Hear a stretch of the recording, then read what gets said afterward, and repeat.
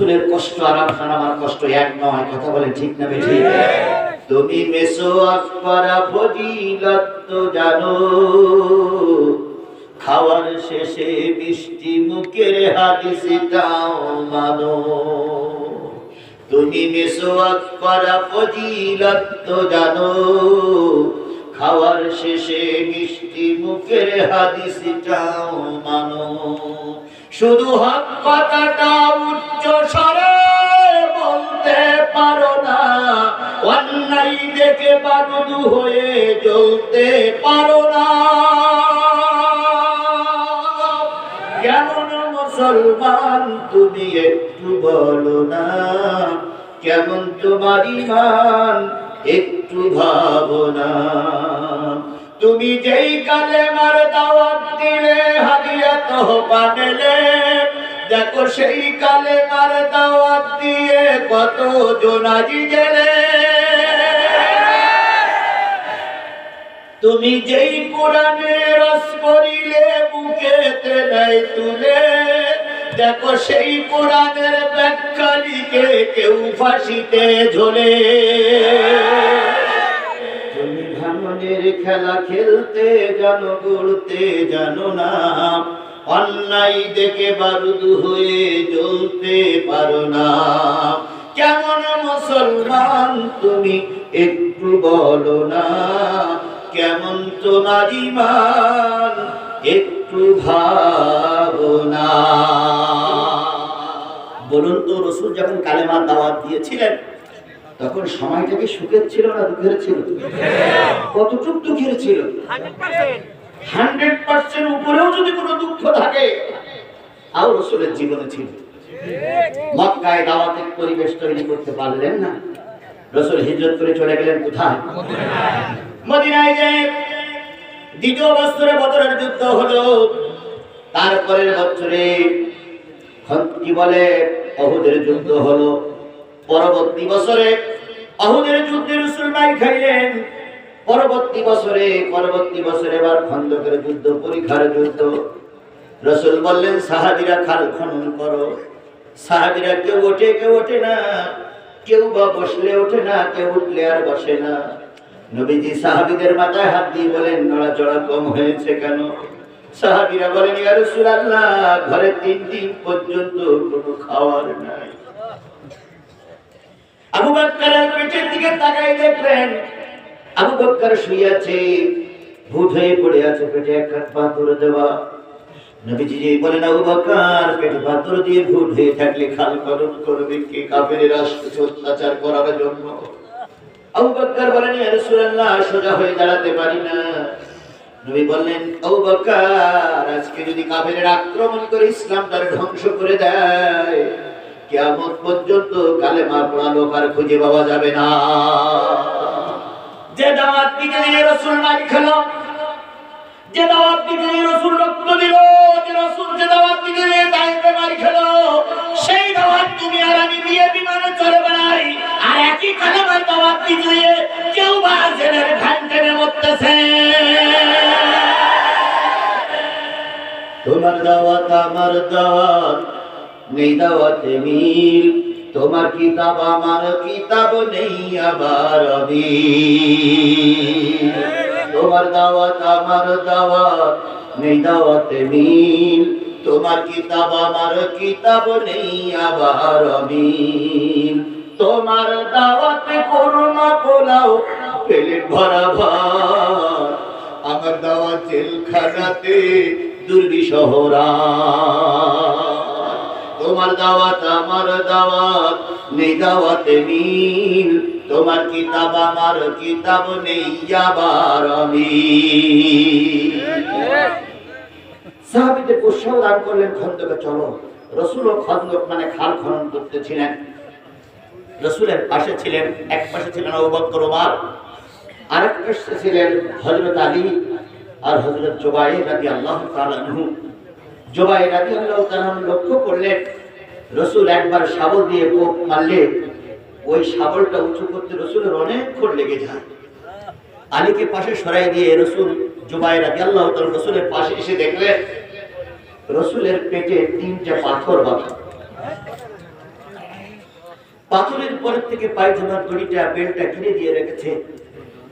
জুবাইর রাদিয়াল্লাহু তাআলা রাসূলের পাশে দিয়ে বলেন, ইয়া রাসূলুল্লাহ, আমি আপনার চেহারার দিকে তাকিয়ে বুঝতেছি কতদিন জানি আপনি খানা পিনা করেন নাই।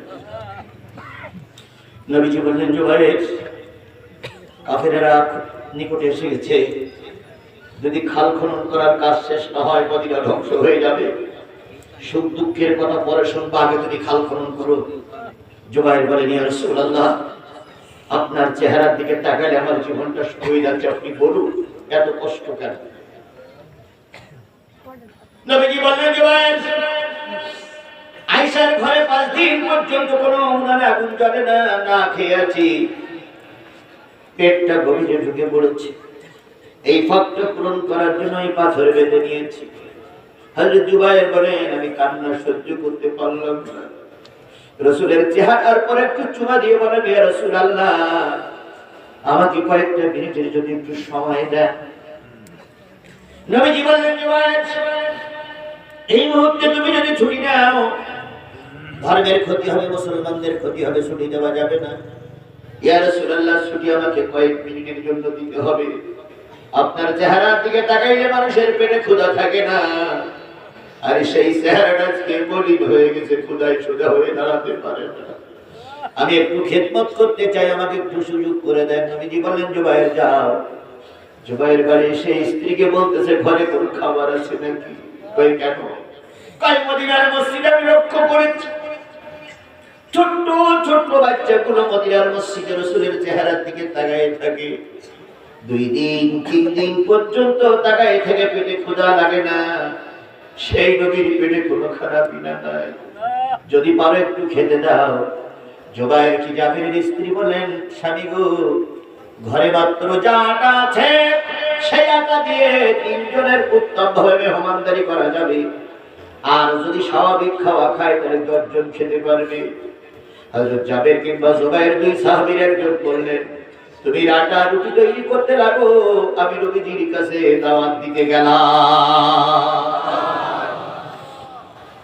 কি কষ্ট, কি মেহনত, কি পরিশ্রম করে ইসলাম আমাদের কাছে এসেছে। কথা বলেন ঠিক না বেঠিক? সেই ইসলাম কাজকে যে যেভাবে পারে সে সেইভাবে ব্যবহার করছে। কেউ কেউ বলতেছে, আমরা কি ইসলাম মানি না, আমরা কি কোরআন হাদিস জানি না? তিরমিজি, বুখারী, নেসাই, আবু দাউদ, তারপর মুসলিম শরীফ সব আমাদের পড়া সিয়াসত হাদিস আমাদের মুখস্থ। আবার বাংলাদেশের সবচেয়ে বড় চেয়ারে যে মুসলমান বসে আছে, তিনি গর্ব করে বলেন, আমি নামাজ পড়ি, আমি হজ করি, আমি যাকাত দিই, আমি তাহাজ্জুদ পড়ি, কোরআন হাদিসও কম পড়ি না, লাকুম দীনুকুম ওয়ালিয়া দিন, বুখারীর হাদিস। সুবহানাল্লাহ, কোরআন হাদিস লাকুম দীনুকুম ওয়ালিয়া দিন কি বুখারীর হাদিস? এদের এই কথাগুলো শুনলে শয়তানও হাসে, শয়তানেরও হাসি লাগে। কথা বলে ঠিক না ঠিক? এরা ইসলামটাকে কত নিচে নামাই দিয়েছে। আমার ভাইরা, স্বামী বাড়ি চলে গেলেন। বাড়ি থেকে আসার পরে স্ত্রী বললেন, স্বামী, নবী যদি আমার বাড়ি আসে শুধু শুকনো রুটি দিলে তো হবে না, একটু হালুয়া অথবা গোশতের ব্যবস্থা করা লাগবে। আমার তো সামর্থ্য নাই, আমার তো কিছুই নাই, আমার তো সামর্থ্য নাই, তোমার বাড়িতে একটা ছাগল আছে, যদি জবাই করে দাও। স্ত্রী বলেন, ছাগলটা জবাই করো। ছাগলটা জবাই করা হলো, গোশতগুলো পাক শুরু হলো, রুটিগুলো বানানো হলো। সাহাবী নবীজির কানে কানে বলিয়ে বলেন, ইয়া রাসূলুল্লাহ, দুপুর বেলায় আপনার সহ আবু বকর, ওমর সহ 3 জনের দাওয়াত আমার বাড়িতে। আপনার এই দুঃখময় চেহারা আমি সহ্য করতে পারি না। নবীজি বললেন, সাহাবী, কয়জন লোকের খানা পিনা করেছো? ভাইয়া রাসূলুল্লাহ, যদি উদার পূর্ণ পেট পূর্ণ করে খান 3 জন খাওয়া যাবে। আর স্বাভাবিক খানা খাইলে কয়জন খাওয়া যাবে? 3 জন অথবা 10 জনকে নিয়ে যাবে। নবীজি বললেন, সাহাবী, তুমি তোমার কাজ করো, আমি যাওয়ার সময় ধেই বুঝে নিয়ে যাব কয়জনকে নিয়ে যাওয়া যায়। নবী এবার যাওয়ার সময় সকলকে জোহরের নামাজের পরে, জোহরের সালাতের পরে ডেকে বললেন, জাবেরের বাড়িতে, জুবাইরের বাড়িতে আজকে দুপুর বেলা তোমাদের দাওয়াত। সেখানে লোক ছিল 3000। ব্যবস্থা কয়জনের? 3 জনের, অথবা স্বাভাবিক খাওয়া খাইলে 10 জনের। দাওয়াত করা হয়েছে কয়জন? রাসূল দাওয়াত করলেন কয়জনের? আচ্ছা, আপনার বাড়ি যদি 3 জনের খানা পিনা 10 জন খাবে, এর ব্যবস্থা আছে, 3000 লোক যদি আসে, বলুন তো আপনার বাড়ি পাওয়া যাবে? আপনি ওই ক্ষেতের ভিতরে, চাতালের ভিতরে যে দুধ দিয়ে মাথাটা নাকটা বেশ করে থাকেন, আল্লাহ এরা কি লিবাসি, আল্লাহ এরা চলে কি লিবাসি, আল্লাহ। সাহাবী বলেন, ইয়া রাসূলুল্লাহ, এতগুলো লোকের দাওয়াত দিলেন, এতগুলো লোক, তোমার বাড়িতে বসার জায়গা নেই, খাওয়ার জায়গা নেই। নবী বললেন, সাহাবী নিরাশ হয়ো না, আল্লাহর পরে তাওয়াক্কুল করো, আল্লাহ পাক একটা সুন্দর ব্যবস্থা করে দিবে। দুপুর শেষ হয়ে গেল, যোহরের সালাতের পরে সবাই লাইন দিলেন। সাহাবীকে বলেন, সাহাবী আগে বাড়ি যাও, তোমার স্ত্রীকে বলবে গোশের পাতিলটা যেন উনানের থেকে না নামায়, আর রুটির পাত্রটা যেন ঢেকে রাখে, যেন আলগা না করে। দয়াল নবী, রহমতের নবী বাড়ি আসলেন, এসে এক কাট করে রুটি 2 পিস করে বল দিতে শুরু করলেন। আবু বকর, ওমর, তোমরা সহযোগিতা করো। দিতে দিতে 300 সাহাবীর হাতে খাদ্য পৌঁছে গেল। একটু জোরে বলা যাবে না সুবহানাল্লাহ? 300 সাহাবীর হাতে খাদ্য পৌঁছে গেল। 300 সাহাবী খানা কিনে করলেন, উদার পূর্ণ করে খেয়ে যখন কর্মস্থলে চলে গেলেন, নবীজি বললেন, ও আল্লাহর রাসূলের সাহাবী, তোমার স্ত্রী, তোমার সন্তানের যা আছে তাদেরকে নিয়ে খানা পিনা করে আল্লাহর শুকরিয়া আদায় করো। এবার রাসূল যখন চলে গেলেন, স্ত্রী আর স্বামী দুজন যুক্তি করতেছে, রুটি বানালাম 10 খান কি 12 খান, এত রুটি আসলো কোথার থেকে? গোশত যা বানিয়েছি, গোশত তো খুব বেশি নাই, এত গোশত আসলো কোথার থেকে? এবার 2 জন হাড়ির পাতিল হাড়ির মুখটা আলগা করলেন, পাতিলের মুখটা আলগা করলেন, গোশতের পাত্রটা আলগা করলেন, আর রুটির পাত্রটা আলগা করে দেখলেন যা ছিল অর্ধেক হয়ে গেছে, এখনো অর্ধেক আছে। এবার সাহাবী বলেন, ইয়া রাসূলুল্লাহ, সবাই খাওয়ার পরে এখনো অর্ধেক রয়ে গেছে। নবীজি বললেন, বুঝলে কি করে? ইয়া রাসূলুল্লাহ, আলগা করে দেখেছি। নবীজি মাথায় হাত দিয়ে বললেন, সাহাবী, যদি আলগা না করতে কিয়ামত পর্যন্ত আমার অসহায় সাহাবীরা খেয়ে খেয়ে উদার পূর্ণ করে জিহাদের ময়দানে যেত। রাসূলের কষ্ট আর আমার কষ্ট এক নয়, কথা বলেন ঠিক না বেঠিক? তুমি মেসওয়াক করা ফজিলত তো জানো, খাওয়ার শেষে মিষ্টি মুখের হাদিসটাও মানো। তুমি মেসওয়াক করা ফজিলত তো জানো, খাওয়ার শেষে মিষ্টি মুখের হাদিসটাও মানো।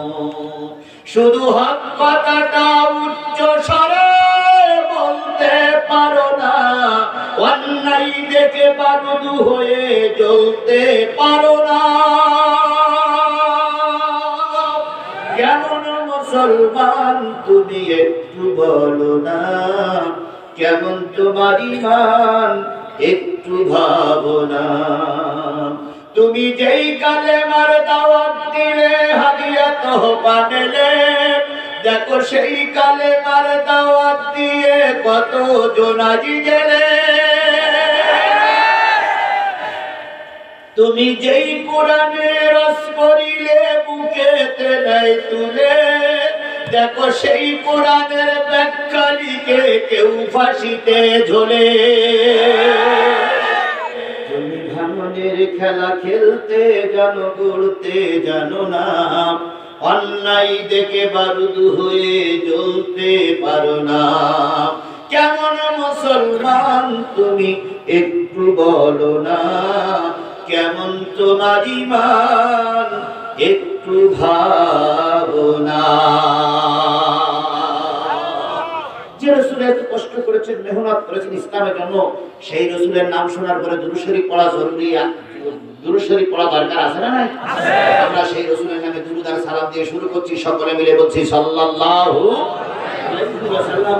বন্ধুগণ, আপনারা এসেছেন অনেক দিন পরে, এই যে বিশাল মানুষ রাস্তাঘাটে দাঁড়িয়ে আছে, এদিকে দাঁড়িয়ে আছে, স্টেজে দাঁড়িয়ে আছে, পাশে দাঁড়িয়ে আছে, এই যে মানুষগুলো বসার জায়গা পাচ্ছে না, এতগুলো মানুষ এসেছেন কি শোনার জন্য? সবাই মিলে বলুন, কি শোনার জন্য এসেছেন? আমিও কোরআন থেকে কথা বলতে চাই ইনশাআল্লাহ। সূরা